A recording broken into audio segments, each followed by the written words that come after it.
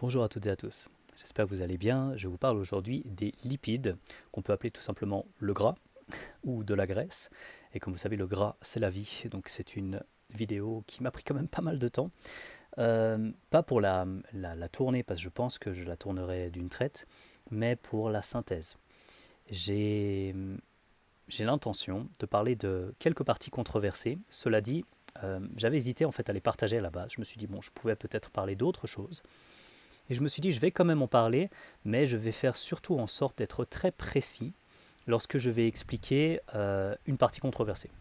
Je vais parler par exemple, notamment dans cette vidéo, de ce qu'on considère comme l'aspect essentiel des oméga 3, et c'est une partie controversée. Et à ce moment-là, lorsque je parlerai de cette partie, comparée à d'autres qui sont, on va dire, beaucoup plus concrètes, hein, bien sûr, euh, je préciserai, c'est une partie controversée, et à la fin, je vous dirai aussi, parce que je pense que c'est important, le problème de tourner dehors, il y a des choses qui volent, je vous dirai, à ce moment-là, voici mon avis. Donc, vous comprendrez aussi, comme on a tous, on essaye d'être relativement objectif quand on traite des données, mais on a tous une part de subjectivité, ce sera, je pense, une bonne chose pour que vous puissiez vous dire, ok, Will il a dit ça, mais son avis c'est quand même ça à la fin, donc on va prendre ça avec des pincettes, etc. Vous serez seul juge. Pas de problème. Par contre, ce qui est important pour moi de mon côté, spécialement si je vous parle d'un sujet qui n'est pas, j'ai envie de dire, relativement tranché d'un côté ou de l'autre, de vous apporter le contexte qui vous permettra de prendre l'information comme vous le souhaitez, tout simplement. Ok, alors, si on parle des lipides, je parle des lipides dans le cadre de la nutrition, surtout, parce qu'on pourrait parler du rôle des lipides dans plein de choses. Il y aura des petites digressions dans le rôle que peuvent avoir les lipides dans certaines choses, comme par exemple la peinture, où ça peut être très intéressant, par exemple, d'utiliser de l'huile de lin, peut-être ça vous parle. Bon, il y a des alternatives aussi à la pétrochimie qui actuellement sont moins chères, mais ça fait partie des choses qui peuvent être intéressantes. Donc les propriétés des lipides peuvent être intéressantes, pas que pour la consommation humaine, mais pour voilà, tout un tas de choses, quoi.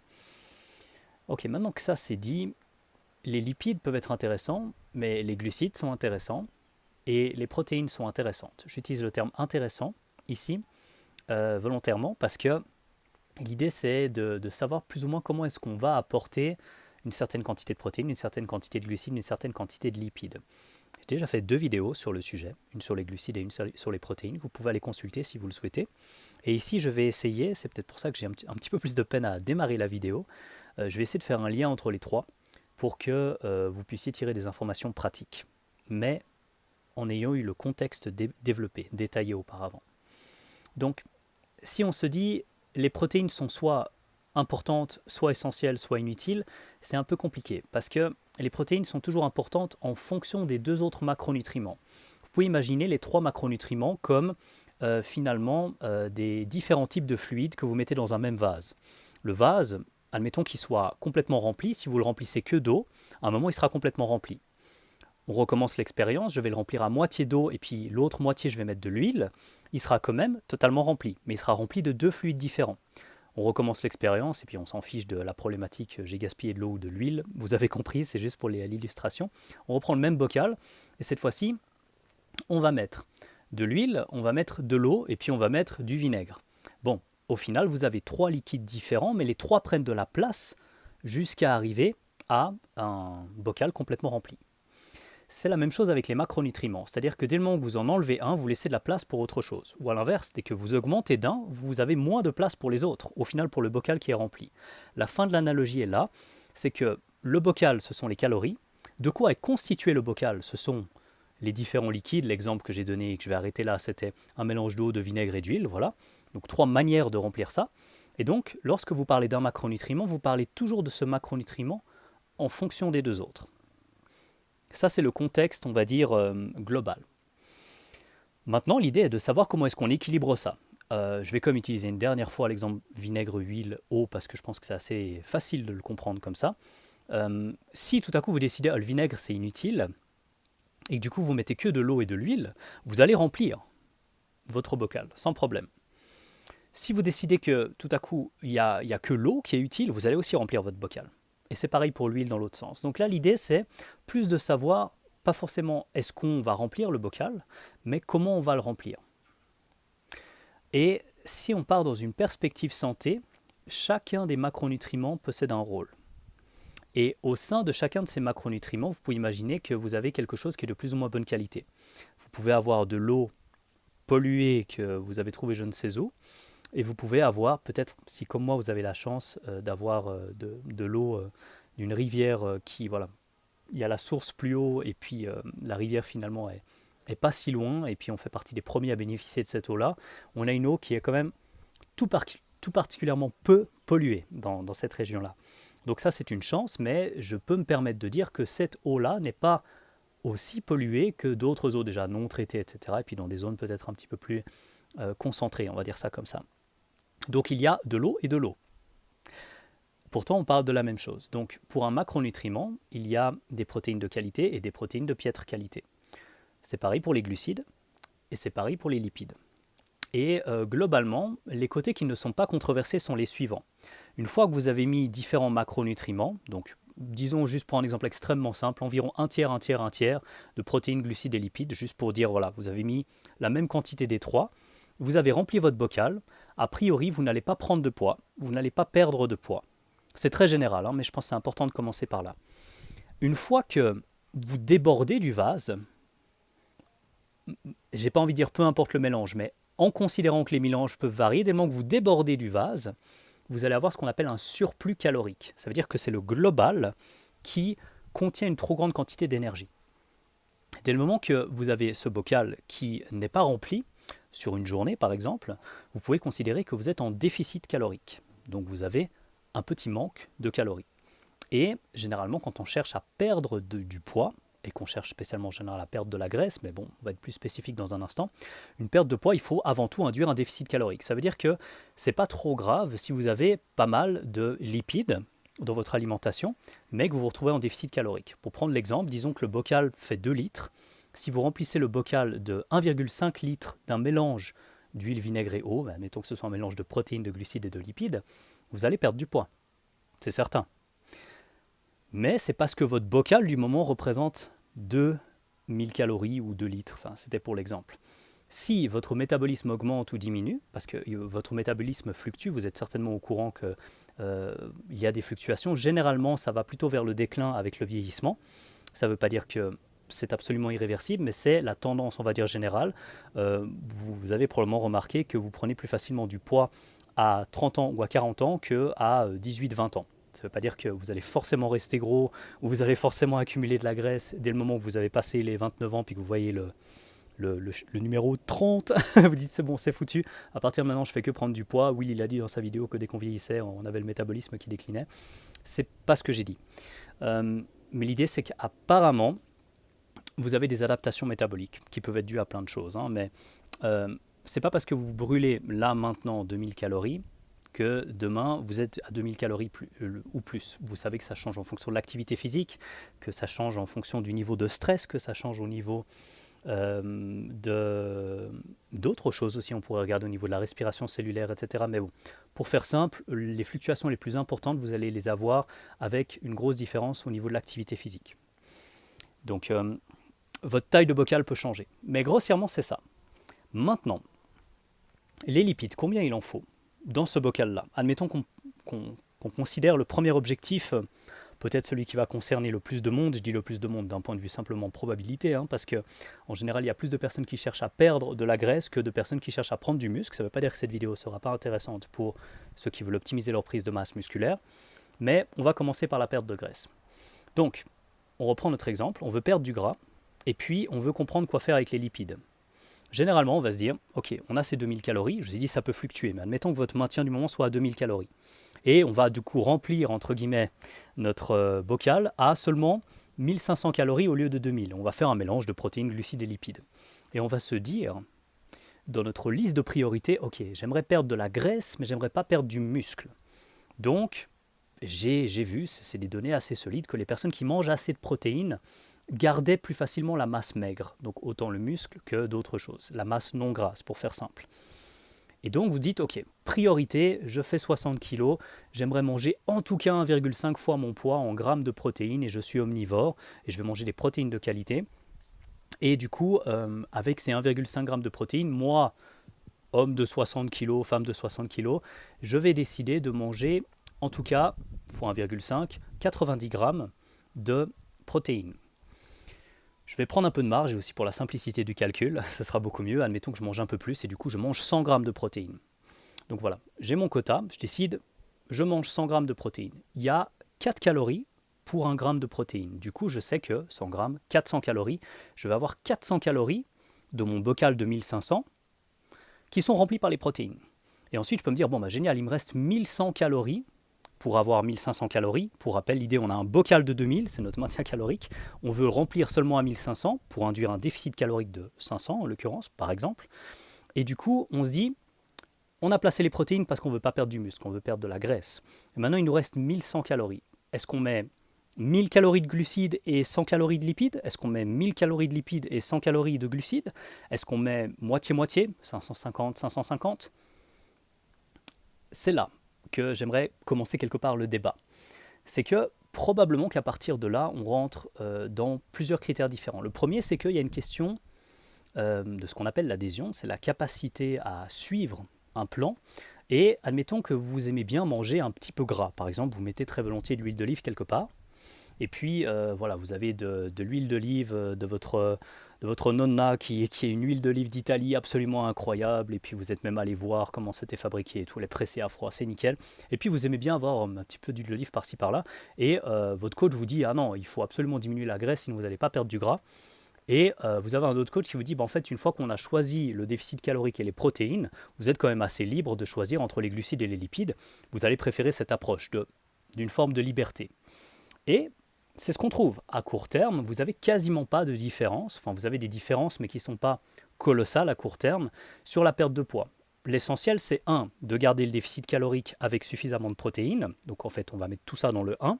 Et 2, pendant suffisamment longtemps pour obtenir des résultats. Donc, grossièrement, une fois que vous avez la base du remplissage du bocal qui est là, c'est-à-dire 1, vous ne le remplissez pas trop, 2, vous avez assez de protéines, le critère le plus important, c'est l'adhésion. C'est votre capacité à garder ça sur une certaine durée.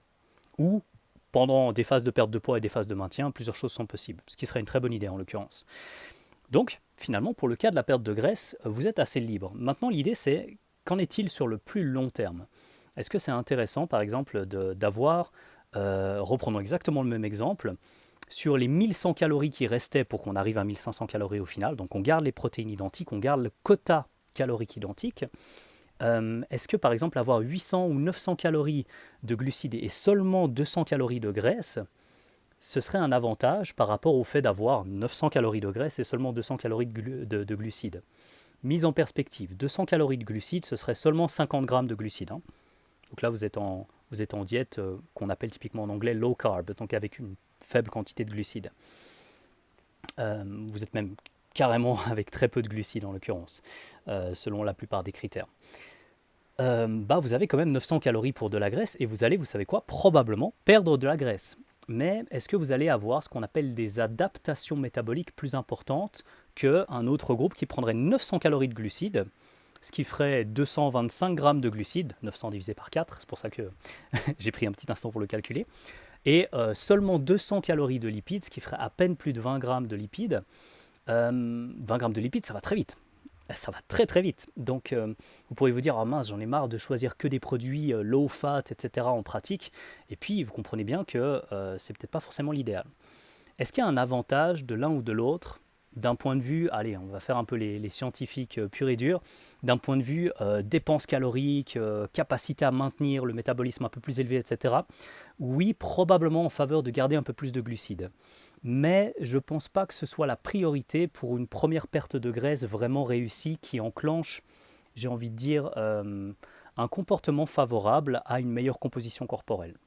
En français, vous avez eu de la peine à vous occuper de vous pendant un bon moment dans votre vie, et puis là vous décidez, j'aimerais pour une première fois réussir à vraiment perdre du poids, et puis par contre j'ai pas envie de trop couper les lipides en l'occurrence, même si on m'a dit que garder plus de glucides, et il y avait des études extrêmement précises dans les chambres métaboliques qui calculaient vraiment les dépenses caloriques précisément, etc. Pas des trucs où les gens répondent à des questionnaires en disant vous avez mangé quoi ces 4 dernières années? Alors j'ai mangé ça hier, et puis avant-hier c'était ça, et puis ils continuent comme ça jusqu'à pendant 4 ans. Je veux dire, à un moment, le bon sens, vous devez quand même comprendre que ça joue un rôle.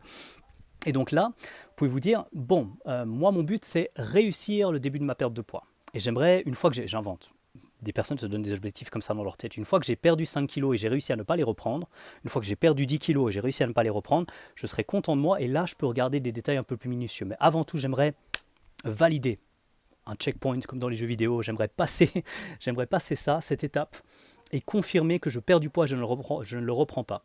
Parce que perdre du poids, tout le monde a réussi. Hein. Mais si vous avez perdu 15, repris 17 kilos, je suis désolé d'être aussi clair, je ne sais pas contre vous, mais vous n'avez pas réussi votre perte de poids. Ce qui compte, c'est une perte de poids sans le reprendre. Parce que tout le monde réussit, hein, la perte de poids, je veux dire, c'est rien de très compliqué. Vous allez sur Google, vous tapez perdre le gras du bas du ventre, vous prenez le premier truc ridicule que vous trouvez là, peut-être quelqu'un qui vous dit d'arrêter de manger, bon, vous arrêtez de manger, très bien. Et puis, une fois que vous avez perdu vos 15 kilos, vous allez voir à quelle vitesse vous les reprenez. C'est rien de stable, vous comprenez la différence.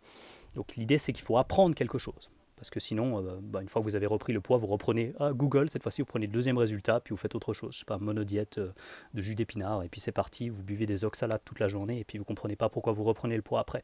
Bon, voilà, il y a des choses quand même qui peuvent vous permettre de réfléchir un peu plus, et de comprendre votre corps, quels sont ses besoins, etc. Et vous n'avez pas besoin d'aller autant dans le drastique. Et là, avec cette méthode, où globalement vous avez le choix entre les glucides et les lipides, vous allez à mon avis pouvoir choisir ce que vous préférez, et qui correspond aux critères les plus importants, c'est est-ce que vous allez tenir votre perte de poids. Est-ce que vous allez, une fois que vous avez atteint votre poids, le poids que vous aviez envie enfin vous avez perdu les kilos que vous vouliez perdre, on va dire ça comme ça, est-ce que vous arrivez à maintenir? Une fois que vous avez ça, là ensuite on peut rentrer dans le reste des débats, je pense. Et de quoi devraient être composés les lipides que vous utilisez dans votre alimentation? Et je pense qu'il y a des lipides beaucoup plus importants que d'autres. Alors, je vais commencer par une partie très peu controversé. C'est-à-dire, il y a des personnes qui vont vous dire des choses, à mon avis, pas très intelligentes là-dessus, et je vais vous expliquer pourquoi je vous dis ça, mais je pense que c'est relativement peu controversé. Admettons, chaque jour, vous décidez de garder 2 jaunes d'œufs. Comme moi, vous avez la chance d'avoir des poules, et puis vous avez des œufs qui viennent de poules qui ont mangé des sauterelles de votre propre région, et puis qu'il n'y a pas de champ à la monoculture industrielle à côté, et puis que globalement, les personnes à côté de vous font du bio. Voilà. Le jaune d'œuf sera d'une qualité quand même tout à fait particulière. Si vous avez du jaune d'œuf, il y a des données là-dessus, c'est peut-être pas aussi flagrant que ce qu'on pense, les différences au niveau du profil, mais c'est important quand même, dans le sens au niveau des mesures. Vous avez des poules d'élevage en batterie, donc les œufs les moins chers, je ne veux pas tourner ça en vidéo de l'agroalimentaire, mais peut-être je mettrai un lien si jamais, excusez-moi pour le vent, peut-être je mettrai un lien pour ceux qui veulent aller plus loin du côté de comment l'industrie gère tout ça, c'est pas forcément joli, mais comme ça je vous embête pas au moins avec les détails ici. Vous avez des œufs de mauvaise qualité, vous avez des œufs de bonne qualité, c'est déjà un changement. Mais prenons des œufs de bonne qualité, pour la simplicité de la vidéo. Je pense que garder par exemple 1 à 2 jaunes d'œufs par jour, c'est une excellente chose à faire en perte de graisse. Et 1 à 2 jaunes d'œufs par jour, ça ne va pas représenter beaucoup de calories. Si vous mangez 2 œufs par jour, ça vous fait moins de 150 calories. Après, si vous prenez 2 œufs d'autruche, c'est pas la même chose. Mais si vous avez des œufs de poule, on va dire relativement standard, vous allez être dans les 150 calories pour 2 œufs. Et je pense que ça vaut vraiment la peine de garder le jaune en l'occurrence. Et que là, vous allez avoir plusieurs choses bénéfiques. Vous allez avoir des mélanges de vitamines, vous allez avoir du cholestérol.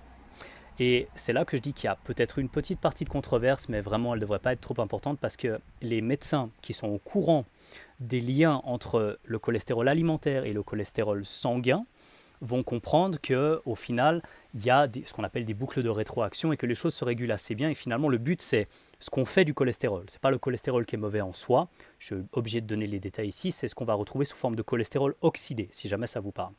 Donc, je laisse ça de côté pour vous dire, en gros, je ne pense pas, à moins que votre médecin ait quelque chose de très spécial à vous dire et qu'en plus, il soit canné dans le domaine de la nutrition. Par exemple, vous avez vraiment un cholestérol élevé et puis c'est toute une prise en charge, écoutez les personnes qui prennent soin de vous. En dehors de ça, le fait d'ajouter 1 à 2 jaunes d'œufs par jour, je pense que c'est quelque chose qui peut vraiment vous aider d'un point de vue hormonal, justement parce que le cholestérol est un précurseur hormonal des hormones qu'on pourrait qualifier littéralement des hormones de jeunesse. Donc la progestérone pour les femmes, la testostérone pour les hommes. Les femmes ont aussi un peu de testostérone, évidemment pas dans les mêmes proportions. Et ce sont des hormones qui sont bénéfiques à plusieurs niveaux. C'est assez facile de s'en rendre compte aussi. On peut faire, je ne sais pas si c'est un abus dans l'argumentation, mais je vais vous donner un exemple quand même assez parlant. Si vous manquez vraiment de testostérone, messieurs, vous allez avoir plusieurs problèmes. Le problème, on va dire évident, on va quand même le mentionner comme ça au niveau de la libido, du désir sexuel. Mais les autres, ça peut être aussi, bien sûr, au niveau de la masse musculaire, comme vous pouvez l'imaginer, au niveau du potentiel d'opposition avec les œstrogènes, mais aussi au niveau du côté un peu dépressif, manque de confiance en soi et ce genre de choses. Donc ça, c'est des choses que vous pouvez ressentir assez facilement. Mesdames, par rapport au ratio œstrogène-progestérone, qui peut être un peu controversé d'ailleurs, mais pas forcément non plus. Je vais rentrer surtout du côté progestérone avec le côté hormone qui va notamment avoir un côté particulièrement stimulant sur l'oxydation du glucose comparé aux œstrogènes qui vont être assez fortement liés, et ça c'est pas quelque chose de controversé, avec la mobilisation et l'oxydation des graisses. Donc si vous avez quelque chose qui est plus lié à une oxydation qui est potentiellement plus puissante, et puissante je dis bien au sens physique du terme, ça veut dire une plus grande quantité d'ATP générée pour une certaine quantité de temps. Voilà, les personnes un peu pointilleuses auront compris, les autres, je continue le reste de l'explication. Avoir une meilleure oxydation du glucose, c'est quelque chose qui est probablement très intéressante. Donc, on pourrait se dire, si vous voulez un métabolisme fort et que vous voulez produire notamment suffisamment de progestérone et de testostérone, 1 ou 2 jaunes d'œufs par jour, c'est probablement une très bonne idée. Donc, pour refaire dans l'ordre ce qu'il se passe, vous avez le cholestérol qui peut être transformé en ce qu'on appelle l'hormone mère, la prégnénolone. Assez dur à prononcer, je l'ai dit du premier coup, mais vous pouvez essayer de votre côté prégnénolone. Des fois, ça prend un peu plus de temps pour le prononcer du premier coup. Et ensuite, vous avez du côté masculin, pour faire un peu un raccourci, le DHEA, et puis d'autres choses, et finalement la testostérone. Et du côté féminin, vous allez tomber sur la progestérone. Et globalement, on peut vraiment dire, sans faire un énorme raccourci, que la quantité de cholestérol que vous avez à disposition, si vous êtes dans le bon environnement, sur le plan hormonal, sur le plan de la quantité d'énergie à disposition et tout, vous pouvez vraiment fabriquer plus facilement vos hormones, testostérone comme progestérone. Mais c'est aussi un précurseur de vos acides biliaires, donc c'est aussi important pour la digestion. Donc j'aurais envie de dire, si on reprend notre exemple de base, 1, j'ai envie de perdre du poids, 2, j'ai envie de perdre du poids sans avoir de problème hormonal, et que les graisses que je consomme jouent ce rôle de prévention de problèmes hormonaux.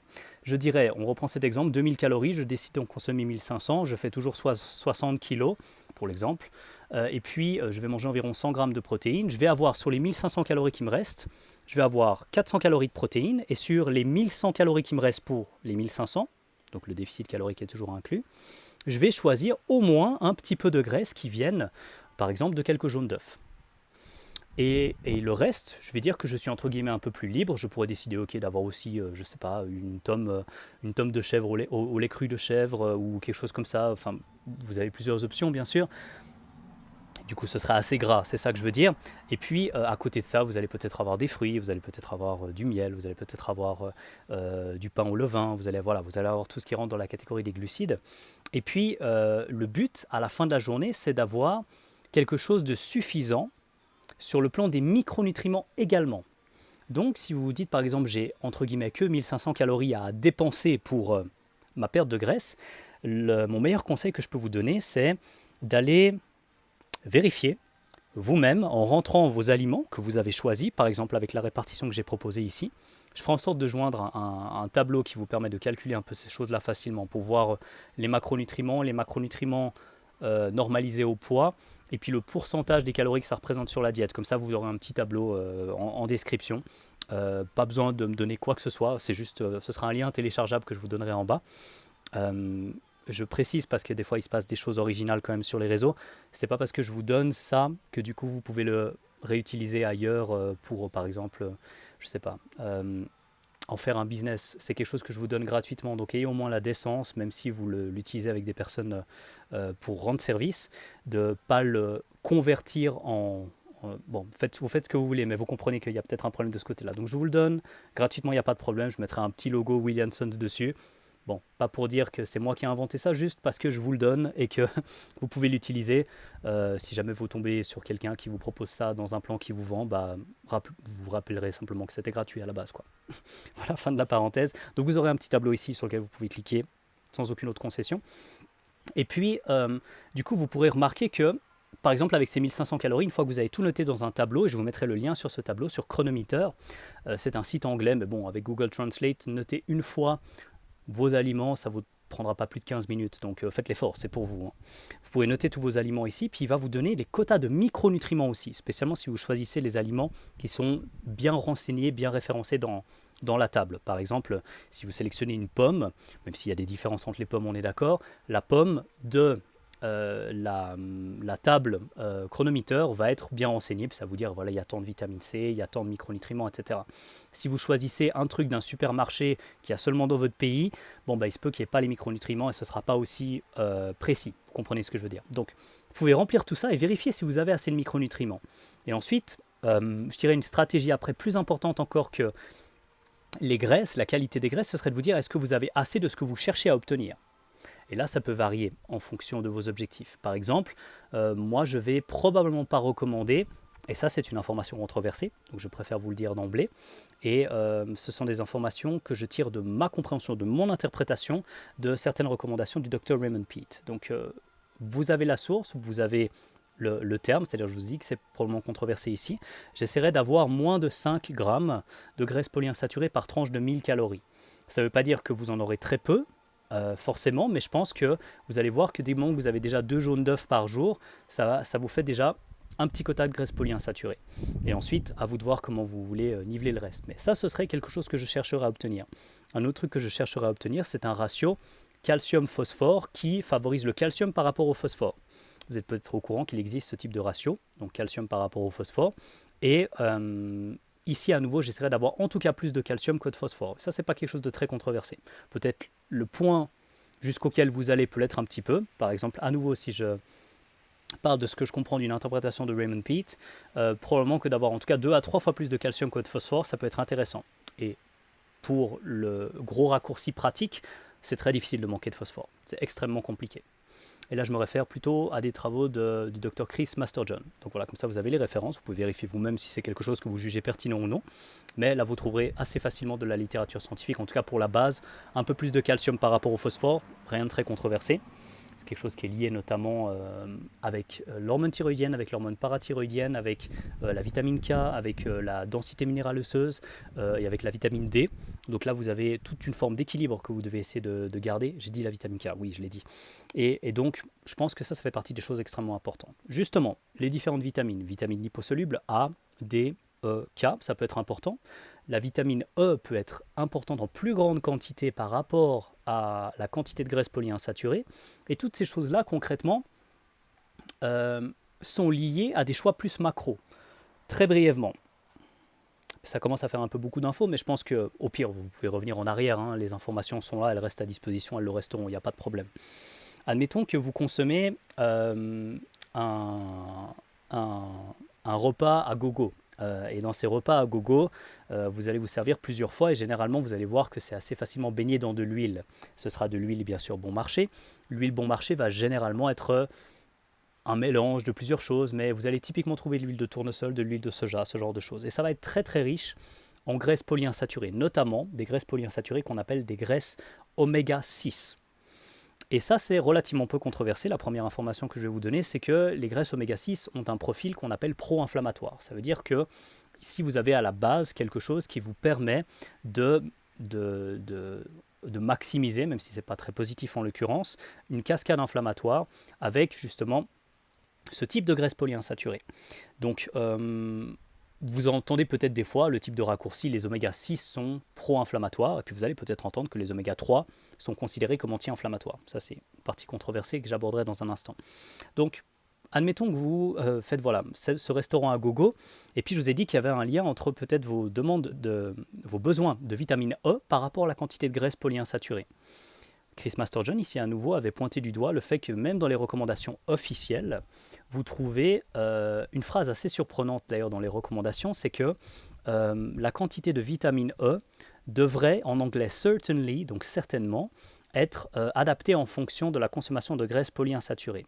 Il y a un lien entre le degré on va dire, le degré de stabilité d'une molécule et son degré d'insaturation. En très bref, plus vous avez de liaisons polyinsaturées sur une molécule, plus vous avez quelque part un risque que la molécule réagisse, on va dire ça comme ça, pour dire ça simplement.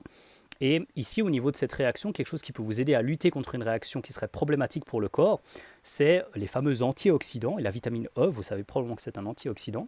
Et ici, dans la première partie du rôle de cette gestion du stress oxydatif, vous avez la vitamine E. Donc en très bref, vous allez faire un Asiat à gogo par exemple, vous allez faire un autre type de restaurant à gogo et vous allez avoir pas mal d'huile probablement végétale industrielle de relativement piètre qualité, après ça dépend de là où vous allez, mais vraisemblablement, eh ben, vous pouvez vous dire ok, je vais peut-être prendre de la vitamine E avec moi pour essayer d'équilibrer un peu ça, et ce serait plutôt une bonne idée. Mais la meilleure idée, je pense à la base, c'est quand même d'éviter tout ce qui est grandement baigné dans l'huile. Donc même si vous allez à ce restaurant-là, peut-être que vous pouvez plus insister sur les salades de fruits. Encore, il faut regarder, je ne sais pas quel type de surprise peut nous, peuvent nous réserver voilà, ceux qui décident surtout de faire du profit avant autre chose. Après, il y a des excellents restaurants, j'ai la chance d'en connaître quelques-uns, hein, mais je dis, pensez toujours à ça. Au final, un business doit être rentable. Donc, tant que ce n'est pas vous qui faites la totalité des choix, d'autres les font à votre place, et il y a toujours la notion d'argent qui va avec. Donc, paniquez pas avec ça. Dites-vous juste que pour votre santé, je pense que le premier meilleur choix, c'est pas de faire des restaurants à gogo tout le temps. Et puis, une manière de prévenir des sorties occasionnelles de ce type-là, ce serait d'avoir une quantité de vitamine E qui va avec. Et du coup, vous avez un lien à peu près de toutes ces choses. Et maintenant, d'un point de vue très pratique, vu qu'on était surtout dans la perte de graisse, et je pense que je ferai probablement une autre vidéo, je me rends compte parce que ça fait déjà une demi-heure, sur le côté plus prise de masse musculaire, parce que toute la dynamique change assez facilement dès moment que vous êtes en surplus calorique, ou que vous cherchez à être en tout cas dans une optique de prise de poids, et idéalement du muscle et le moins de graisse possible, pour la plupart des pratiquants du moins, pratiquantes. Et ben là, quand vous êtes dans un Asiat à gogo, il y a tout qui ne va pas. Vous avez beaucoup de calories, vous avez probablement beaucoup de graisse hautement instable que vous devez éventuellement compenser avec de la vitamine E. Tout ça, ça fait que vous vous souvenez de l'histoire du bocal, vous remplissez votre bocal super vite et en gros, vous gagnez à peu près rien du tout. Donc peut-être un des premiers conseils que je pourrais donner, à la fois sur un côté peut-être à la fois assez théorique, mais finalement avec une application très pratique, c'est essayer d'éviter ce que certains appellent les calories vides. Moi, je n'appellerai pas le sucre des calories vides, mais j'appellerai les graisses polyinsaturées d'huile végétale industrielle des calories vides. Mais pire que ça, des calories problématiques, parce que ça ne va pas vous aider pour quoi que ce soit, dès le moment que vous avez assez de ce qui est justement considéré comme plutôt essentiel du côté des oméga 6, et ça c'est un peu moins controversé on va dire, par rapport à l'acide arachidonique. Si vous mangez 2 jaunes d'œufs par jour, c'est réglé, vous avez tout ce qu'il faut. Et là, à nouveau, je vous invite, plutôt que de me croire sur parole, d'aller noter tout ça. Vous référencez votre journée sur Chronometer. À nouveau, il y aura le lien, notamment sur le petit calculateur que je vous donnerai. Et vous pouvez vérifier si vous avez suffisamment de ce genre de choses. Et du coup, est-ce que vous avez besoin d'oméga 3 ? Ben, là, c'est la partie clairement controversée. Je pense que je l'ai assez clairement annoncé. J'avais fait une autre vidéo il y a un moment, sans comprendre, je pense, avec le même niveau de profondeur, les informations au niveau de l'éventuelle importance des oméga 3 là-dedans. Et je vais commencer comme ça. La partie la moins controversée, c'est que je suis absolument certain que personne n'a besoin de suppléments d'huile de poisson. Les suppléments d'huile de poisson, c'est plutôt du recyclage de déchets industriels. Et voilà, on prend un truc, c'est ce qu'on appelle du réductionnisme, de quelque chose qui potentiellement dans sa globalité peut avoir un effet bénéfique, et on dit c'est ça qui va être miraculeux, entre guillemets. Je caricature à peine, puis là c'est pas vraiment peut-être le côté le plus controversé, parce que si à la limite vous essayez d'obtenir 1 gramme de EPA DHA, c'est pas la même chose que d'obtenir des gélules et des gélules et des gélules, quoi. Donc ça c'est la première chose. Mangez plutôt, si vous décidez que les oméga 3, ou vous comprenez que les oméga 3, vous interprétez que les oméga 3 sont essentiels, mangez ça sous forme de macros, de sardines, de harengs, par exemple 1 à 2 fois par semaine. Et donc comme ça vous aurez ce qu'il vous faut selon ce que vous avez compris. Maintenant, les oméga 3, si on rentre un peu plus dans les détails, mais sans que la vidéo dure 15 minutes en plus, je vais vous donner 2 liens qui vont vous permettre d'aller un petit peu plus loin au niveau de ce que les oméga 3 peuvent faire. Le sujet a été traité à plusieurs endroits dans le monde francophone. Hein. Dans le monde anglophone, ça fait beaucoup plus longtemps qu'il a été détaillé. À nouveau, et ça fait beaucoup de fois que je le mentionne, et j'insiste, être transparent là-dessus. Je pense que le Dr Raymond Peat est probablement une des personnes qui a pointé le problème structurel et les effets physiologiques sur le corps humain donc liés aux oméga 3. C'est probablement un des premiers à en avoir parlé. Il y a des personnes qui en ont parlé depuis très longtemps, comme la personne qui a probablement le plus mis en avant le problème des acides gras trans, qui s'appelle Fred Kumerov, que vous trouvez bien sûr dans la littérature scientifique aussi. Mais on rentre un peu plus dans la controverse. Admettons que les oméga 3 ne soient pas essentiels, et que ce qui était surtout essentiel, chronologiquement parlant, et là je fais un résumé de plus d'une centaine d'années d'études, bien sûr j'ai pas lu la totalité, hein, je me faites pas dire ce que j'ai pas dit, et ce serait bête prétentieux et flagrant de toute façon que ce serait faux. Donc voilà. Mais au niveau de la chronologie, ce qui est apparu, c'est d'abord un côté essentiel des oméga 3 aux alentours des années 1930. De mémoire, c'est 1928 ou 1929, c'est les beurres BU2R. On trouve cette fameuse étude au début sur des rats, avec une diète complètement artificielle qui suggérait qu'avec ce qu'ils connaissaient de l'époque, en gros, tout à coup, les rats qui n'avaient pas de oméga 6, j'insiste, oméga 6, développaient tout un tas de problèmes, et lorsque cette quantité d'oméga 6 était donnée, les rats n'avaient plus les problèmes, notamment la peau sèche, etc., d'autres soucis aussi. Et à l'époque, ils ne connaissaient pas la vitamine B6, et c'était déjà un truc qu'ils avaient éventuellement oublié, donc peut-être que la vitamine B6 peut avoir un effet. Étude répliquée ou non par la suite, bref, déjà tout un courant de pensée qui suggérait qu'il y avait des oméga 6 en l'occurrence qui étaient considérés comme essentiels, vraiment au sens strict, donc il fallait l'apporter par l'alimentation. Et littéralement, la quantité nécessaire est tellement faible que, à nouveau, le même conseil que je vous donne depuis tout à l'heure, 1 à 2 jaunes d'œufs par jour, vous avez couvert ces quantités-là. Donc grossièrement, ça ne change pas beaucoup les applications pratiques. Et ensuite, ce qui est la partie la plus controversée, avec un contexte vraiment surprenant, c'est que justement on trouve l'utilité de certaines graisses, notamment les graisses végétales industrielles. Donc là, quand je parle de graisse végétale industrielle, c'est pas un petit truc tout mignon avec, je sais pas, vous avez tout à coup une production familiale d'huile d'olive qui a essentiellement des monoinsaturés d'ailleurs au passage. Ça n'a rien à voir avec des champs d'huile de colza ou des champs de tournesol à la monoculture industrielle, à la pétrochimie, où en gros il y a juste du bourrin de A à Z, il y a zéro respect de l'écologie, du sol, de tout ce que vous voulez, vous défoncez tout, et là je pèse mes mots, vous défoncez tout. Ça n'a rien d'écolo, ça n'a rien de ce que vous voulez, et en plus de ça, la nature de ce type de graisse que vous allez obtenir, même s'il y a des oméga 3 végétaux, et donc une sorte de ratio oméga 3 oméga 6 qui est arrivé par la suite, donc à la base les oméga 3 n'étaient pas essentiels, je le répète, à la base ce n'est pas les oméga 3 qui étaient essentiels, c'était les oméga 6, eh bien il y a des côtés qui sont qualifiés comme anti-inflammatoires à court terme. Et on l'a par rapport à une opposition au niveau de certaines voies, notamment la voie des COX, des cyclooxygénases. Et si vous voulez rentrer dans les détails, ce que je vais vous proposer, c'est simplement, je vais mettre un truc certainement en description, oméga 3, voici les liens dont je parlais, et puis vous allez pouvoir, si ça vous intéresse, vous forger un avis avec peut-être les pour et les contre, le côté, voilà, très recommandations officielles, etc. Vous avez besoin d'une certaine quantité d'oméga 3, etc. Et j'insiste à nouveau, absolument pas besoin de gélules, de suppléments d'oméga 3, vous pouvez l'obtenir si vous décidez que c'est essentiel avec du maquereau, des sardines, ce genre de choses. Et puis, vous aurez probablement d'autres nutriments intéressants que vous allez trouver dans le poisson, et certainement pas l'approche réductionniste de on a besoin juste des oméga 3 et on les sort de tout contexte. Encore un autre problème du type de démarche scientifique dans lesquelles on peut tomber. Et puis, si vous pensez qu'ils ne sont effectivement pas forcément essentiels, et c'est mon avis, je vous avais dit que je vous le donnerais, vous allez pouvoir suivre les liens qui vous permettent de comprendre ce genre de choses, notamment, notamment je le mentionne ici quand même, peut-être que vous l'avez déjà en tête, mais l'étude Cochrane en l'occurrence, qui va pouvoir vous donner des détails avec je pense une forme de rigueur scientifique que la plupart des sceptiques aimeraient retrouver justement au niveau de l'éventuel intérêt des oméga 3. Donc voilà, ça c'est pour cette partie-là. Donc maintenant au niveau de la graisse, ça vous donne quand même pas mal de liberté. Peut-être encore une chose assez intéressante, c'est la différence entre saturé, monoinsaturé et polyinsaturé. Donc je change de position, parce que je ne pensais pas faire une vidéo aussi longue au final. J'espère que vous m'en tiendrez par rigueur. Sans rentrer trop dans les détails, parce que finalement si on parle du degré d'insaturation, etc., je vous donne un détail quand même, et ensuite je parle du côté pratique, comme ça je donnerai pour chaque catégorie un exemple qui vous parlera. Le degré d'insaturation, on parle de non saturé en hydrogène. Donc pour ceux qui s'y connaissent très bien en chimie, ça, voilà, en un claquement de doigts vous avez tout compris. Globalement vous avez des carbones, donc on a des chaînes carbonées, donc le carbone qu'on indique C en chimie, est plus ou moins saturé en hydrogène qu'on indique H.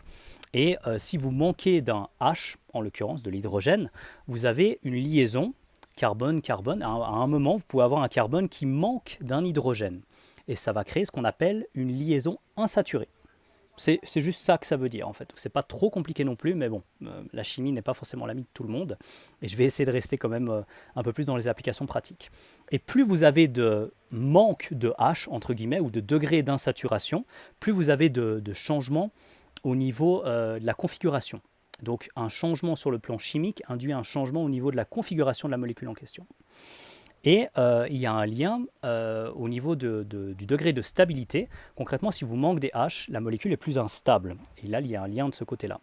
Et si vous voulez être stable, notamment pour une température comme celle du corps humain, probablement qu'avec ce rationnel-là, donc là je ne rentre pas dans les détails PubMed, etc., je parle plus d'un rationnel, j'ai envie de dire, qui serait presque un peu un mauvais argument, mais je préfère le donner comme ça. Je vais qualifier ça de bon sens et je vous donne après le rationnel plus, on va dire, rigoureux, PubMed, etc., évidence scientifique. Vous prenez de l'huile de coco, vous la mettez au soleil. Vous revenez 2 heures plus tard, vous pouvez toujours consommer votre huile de coco. Elle ne va pas rancir, elle ne va pas puer. Si vous oubliez votre huile de lin au soleil, bon, déjà elle peut littéralement prendre feu, selon quelle température il fait, mais vous n'allez pas la consommer après certaines heures d'exposition au soleil. C'est clairement déconseillé. Et il y a des réactions qui se passent. Et ça, c'est assez facile à comprendre. Et justement, vous pouvez avoir un lien entre ce que vous allez rechercher, par exemple, pour la cuisson, qui pourrait être très intéressant. Ça pourrait être de l'huile de coco, mais c'est pas top d'un point de vue écologique. Je pense que si vous êtes en Suisse, en Belgique ou en France, comme la plupart des francophones qui allaient écouter cette vidéo, c'est probablement plus intéressant d'avoir par exemple du beurre clarifié, qui est en gros essentiellement riche en graisses saturées, et qui va être assez stable pour la cuisson.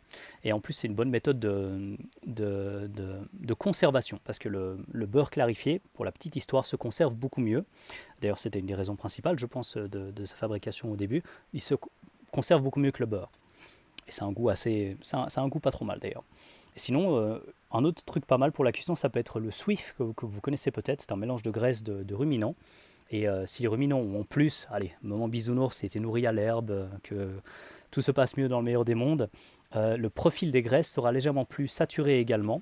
Et là, il y a des données, je pense que c'est en tout cas la deuxième fois que je mentionne Chris Masterjohn, qui a pointé du doigt un papier qui montrait vraiment le lien entre la consommation d'herbes pour les ruminants et d'herbes qui elles-mêmes créer sa propre stabilité par rapport à l'exposition au soleil. Donc, vous savez que chaque organisme a sa forme d'équilibre. Bien sûr, les plantes ont aussi leur forme d'équilibre aussi. Si elles sont exposées au soleil, elles trouvent leur propre stabilité et contiennent plus de vitamine E qui, elles, peuvent être extraites par leur système digestif absolument incroyable. Vous connaissez probablement le système digestif des ruminants. Enfin, en tout cas, vous savez qu'il est différent des humains. Sinon, on pourrait très bien brouter de l'herbe de la même manière. Il y a plusieurs choses qui suggèrent que ce n'est pas une bonne idée.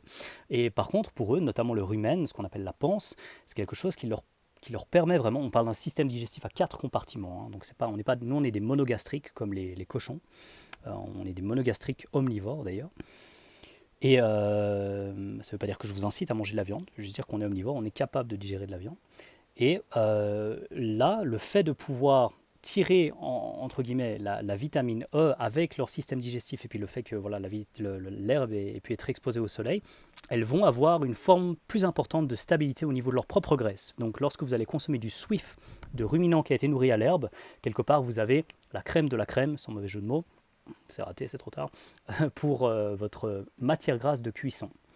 Mais probablement aussi que dans les types de graisses que vous allez obtenir au final, qui vont être très denses en énergie, vous n'avez pas besoin d'aller chercher une grande quantité de graisses insaturées supplémentaires. Donc je pense que si on retourne dans cette perspective globale et pratique comme ça, le quota calorique, les 1500 calories ou 1600, peu importe, mais bon, vous avez un léger déficit calorique et vous essayez de remplir ça le mieux possible avec quelque chose qui est dense en nutriments parce que vous avez un peu moins à manger déjà, donc il faut peut-être compenser ça d'une certaine manière en termes qualitatifs. Quelque part, lorsque vous êtes en sèche, vous devez faire presque encore plus attention à la qualité des nutriments.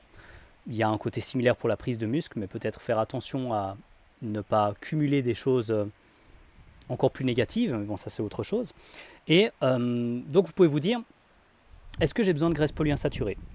Vous avez compris mon avis, je ne suis pas sûr. Si jamais c'est le cas, essayez de minimiser ça dans le sens le garder sous forme d'aliments de qualité, peut-être 2 fois par semaine des sardines et c'est réglé. Sinon, par jour, essayez de garder toujours 1 à 2 jaunes d'œufs.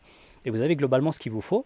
Et le reste du temps, vous pourriez vous dire, ok, au niveau de la stabilité structurelle, peut-être que le plus intéressant, c'est que je ne cherche pas forcément délibérément à rajouter de la graisse et mettre de l'huile de coco ou du beurre clarifié partout, mais plutôt que je me dise, si je consomme par exemple de la graisse de ruminant, et qu'en plus, à nouveau, ce ruminant a été bien nourri à l'herbe si possible, notamment, ça ne veut pas dire qu'il peut brouter de l'herbe toute l'année, hein, il y a des saisons partout et on voit très bien ça avec les vaches de la région bien sûr, mais vous pouvez vous dire qu'un un morceau de viande un peu gras, vous allez pouvoir le consommer parce que vous avez gardé un peu de place pour ça. Et vous allez voir que comme la graisse est très dense, 9 calories pour 1 gramme de graisse, vous n'avez pas forcément besoin d'ajouter délibérément de la graisse parce que probablement que les différentes choses que vous allez consommer en contiennent déjà.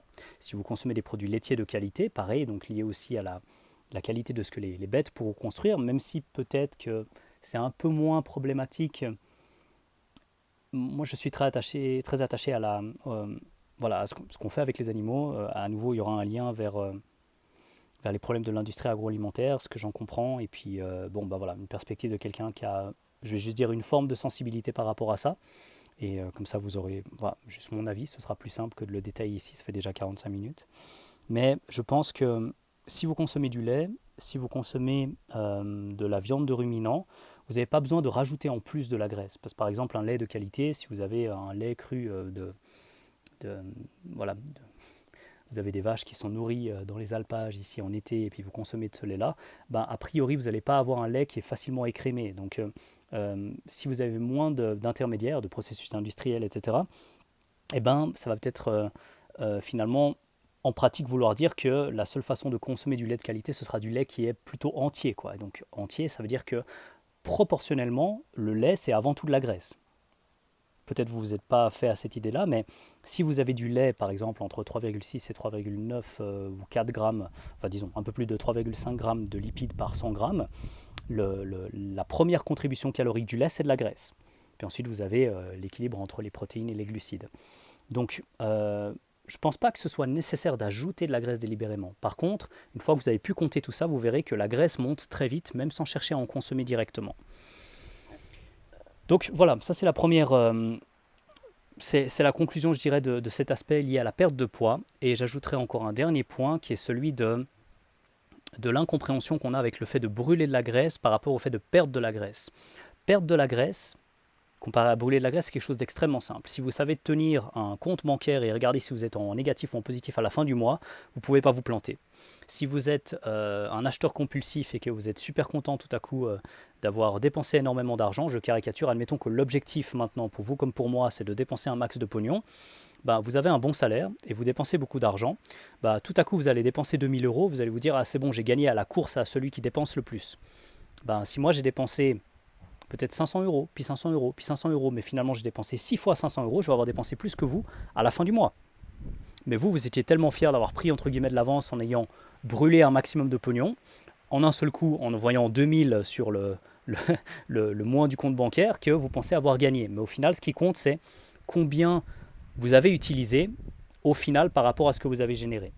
Donc c'est plutôt un bilan global, on appelle ça un bilan net de lipides, donc par rapport à la synthèse de lipides et la dégradation des lipides, où est-ce que vous vous trouvez.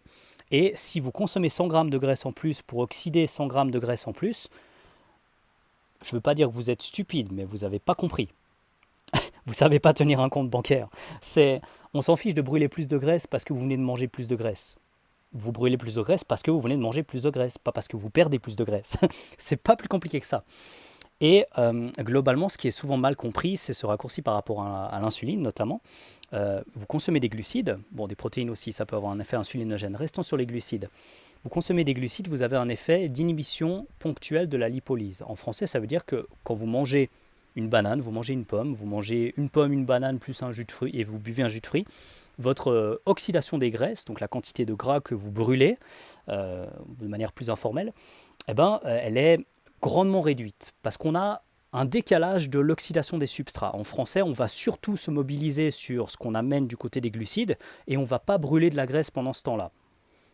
Ça ne veut pas dire que vous n'allez pas perdre de graisse. Ça veut juste dire qu'au moment où vous vous êtes alimenté avec une certaine quantité de glucides, vous allez surtout favoriser l'oxydation de ce substrat. En français, vous mangez 1000 calories de glucides. 1000 calories de glucides, ça vous semble énorme. C'est 250 grammes de glucides. C'est vraiment rien sur une journée. Hein. Vous mangez 1000 calories de glucides. Pendant que vous oxydez ces 1000 calories, effectivement, vous allez moins oxyder de la graisse. C'est juste ça que ça veut dire. Mais donc le reste du temps, le reste de la journée, vous êtes toujours en train d'utiliser un petit peu de graisse. Vos muscles utilisent volontiers de la graisse. Mais tranquille, vous et moi, là en train de regarder la vidéo, probablement posés tranquillement, nos muscles sont en train de mobiliser des acides gras, d'utiliser de la graisse. Mais de manière vraiment pas stressante. En plus de ça, vous pouvez vous dire que votre cœur utilise très volontiers de la graisse aussi. Donc globalement, vous n'êtes pas obligé de chercher à brûler un max de graisse en faisant du cardio à jeun avec une double dose de caféine et puis rien manger aussi après l'entraînement. Là, vous avez littéralement rien compris à la perte de graisse. Si vous voulez brûler un max de graisse, oui, mais alors vous arrêtez là, vous dites juste ça. Vous voulez brûler un max de graisse, faites ça, cool. Mais précisez que ça n'a rien à voir avec la perte de graisse. Ça n'a littéralement rien à voir avec la perte de graisse. Voilà, c'était pour conclure cette vidéo sur quelque chose qui est souvent aussi mal interprété. Brûler plus de graisse pour perdre plus de graisse, c'est comme être fier de gagner plus d'argent pour tout dépenser sous forme d'achat compulsif après. Voilà, vous êtes un gamin qui ne savait pas gérer l'argent et puis vous faites les montagnes russes au niveau de vos stocks de lipides. Super. Mais est-ce qu'au final, vous allez dans la bonne direction? Donc, est-ce que vos montagnes russes tendent à gentiment prendre du poids ou est-ce que vos montagnes russes tendent à gentiment perdre du poids? C'est ça finalement qui est important. C'est la direction du bilan net de lipides. Donc voilà, je termine cette vidéo là-dessus. Je pense que je ne sais pas quand est-ce que je ferai la deuxième vidéo parce que je suis malheureusement pas très rigoureux là-dessus. Je fais au mieux pour vous partager ce type d'informations. J'espère beaucoup que ça apportera quelque chose de concret, mais aussi d'un petit peu plus poussé que ce qu'on voit comme analyse avec ces dichotomies. C'est soit je brûle que de la graisse, soit je brûle que des glucides. Bien sûr, je pense que globalement, pour que le corps fonctionne bien, et quand je dis le corps, c'est le corps d'un organisme humain qui a une capacité très impressionnante à mobiliser une grande quantité d'énergie pour notre cerveau, qui est quelque chose qui fait qu'on est assez unique par rapport aux autres espèces. Je pense que effectivement, l'oxydation du glucose offre de nombreux avantages. Cela dit, ça ne veut pas dire que si vous êtes en bonne santé, ce n'est pas important de pouvoir correctement oxyder des lipides, mais globalement comme ça vous avez cette perspective pour la perte de poids où je dirais pour tout résumer ici que 1. Le fait de choisir de manger plus ou moins de graisse, donc c'est toujours par rapport aux glucides et par rapport aux protéines, vous vous souvenez que les trois sont liés, cet exemple peut être un peu simple, mais où vous mettez du vinaigre, de l'eau et puis de l'huile dans un même bocal, ce qui compte avant tout c'est pas déborder. Donc ça c'est le quota calorique. Ensuite, le mélange que vous faites, quelque part, il vous est propre. Mais dans l'ordre, généralement, on va dire que c'est intéressant de garder des protéines pour la masse musculaire notamment, mais la masse maigre en général aussi. Et puis, ensuite, le choix, quelque part, est vôtre à partir du moment où je pense que vous ajoutez en tout cas 1 à 2 jaunes d'œufs par jour. Vous n'êtes pas obligé, même en étant végétalien, de manger, voilà, de tous manger des jaunes d'œufs ou autres, mais comme la vidéo se veut un peu générale, je donne des conseils, entre guillemets, généraux, et je pense que selon votre choix de vie, vous pouvez quand même consommer des œufs en étant, j'ai envie de dire, le plus respectueux possible des aliments en question. Le seul exemple que je vais me permettre de donner, c'est le mien. Donc ma compagne et moi, on a décidé d'avoir des poules justement pour qu'on puisse choisir comment est-ce qu'on était directement avec les animaux. Et je pense que la manière la plus simple d'être proche de vos valeurs, c'est de l'incarner directement. Donc voilà, au final, je ne sais pas si on va gagner d'argent parce que pour moi ça a coûté cher, le poulailler, etc. Et tout. Mais petit à petit, voilà, on va avoir des œufs quasiment tous les jours. Là, on en a entre 2 et 4 selon comment elles sont en forme par jour. Et voilà, c'est extraordinaire. Donc du coup, entre elle et moi, probablement que par la suite, on n'aura plus besoin, peut-être plus jamais besoin d'acheter des œufs dans le commerce. Et donc je pense que voilà, pour quand même avoir une vidéo qui intègre toutes les parties qui en tout cas moi me sont chères par rapport à ma synthèse du moment, ma synthèse de ma compréhension du moment, je pense que je vous ai dit l'essentiel. N'hésitez pas à me dire ce que vous en avez pensé et puis je suis quasiment sûr que je ferai une autre vidéo, certainement qu'elle sera un peu plus brève parce que j'ai pu aborder plus de choses ici déjà dans un premier temps, une vidéo sur l'importance des lipides pour la prise de masse musculaire, donc globalement dans un contexte qui est soit proche d'un maintien calorique, soit en léger surplus calorique, soit bien sûr, je le dirai aussi dans la vidéo, mais je pense que certaines personnes avec même un léger déficit calorique peuvent avoir une redirection des réserves énergétiques. Voilà, quand on a beaucoup de graisse et puis qu'on est relativement débutant, même en déficit calorique, c'est absolument certain qu'on peut gagner de la masse musculaire. Et puis même pour des pratiquants avancés, des données plus récentes suggèrent que c'est aussi possible, mais ça, ce sera pour la prochaine vidéo que je me réjouis d'aborder. Prenez soin de vous et j'espère que vous aurez simplement tiré les informations qui sont pertinentes pour vous. Et je vous dis à la prochaine pour une vidéo que je me réjouis de faire sur les lipides pour la prise de masse musculaire. Ciao!